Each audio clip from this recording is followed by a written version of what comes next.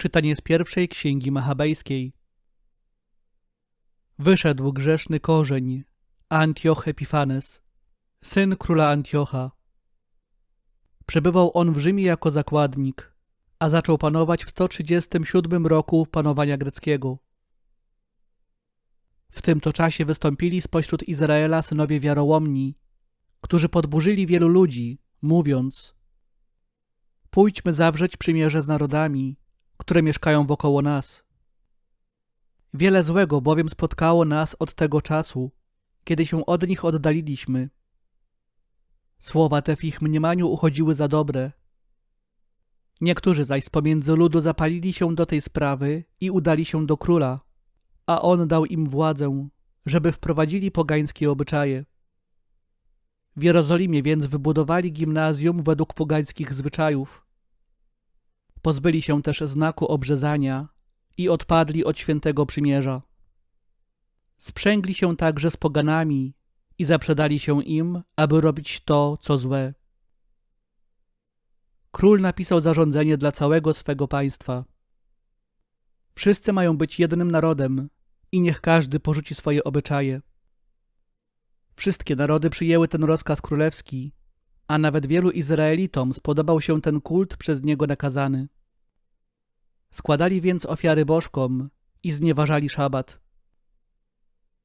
W dniu 15 miesiąca Kislew 145 roku na ołtarzu całopalenia wybudowano ohydę spustoszenia, a w okolicznych miastach judzkich pobudowano także ołtarze.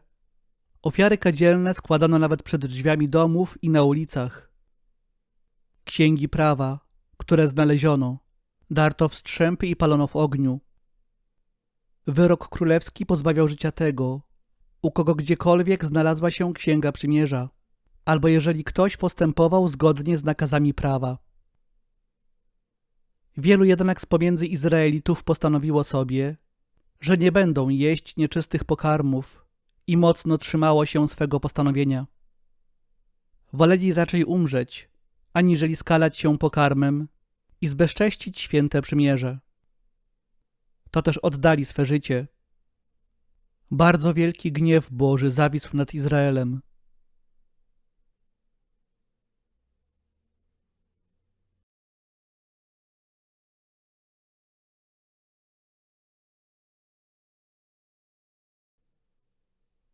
Broń mego życia, abym strzegł praw Twoich.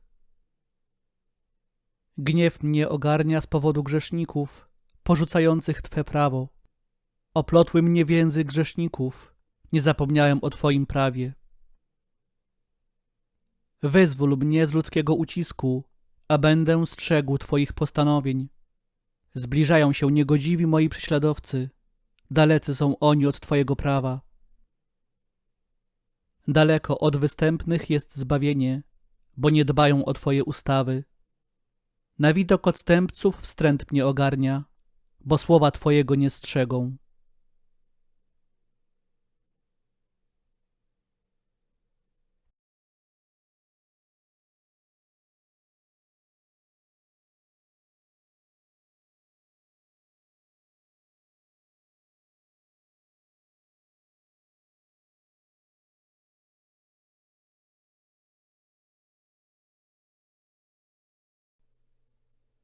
Słowa Ewangelii według świętego Łukasza.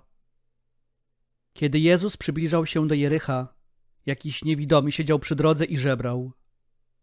Gdy usłyszał przeciągający tłum, wypytywał się, co to się dzieje. Powiedzieli mu, że Jezus z Nazaretu przychodzi.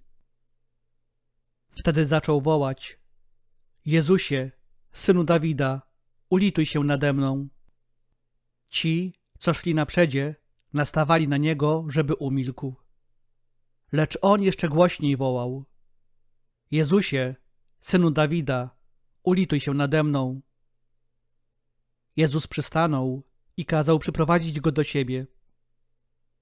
A gdy się przybliżył, zapytał go: co chcesz, abym ci uczynił? On odpowiedział: Panie, żebym przejrzał.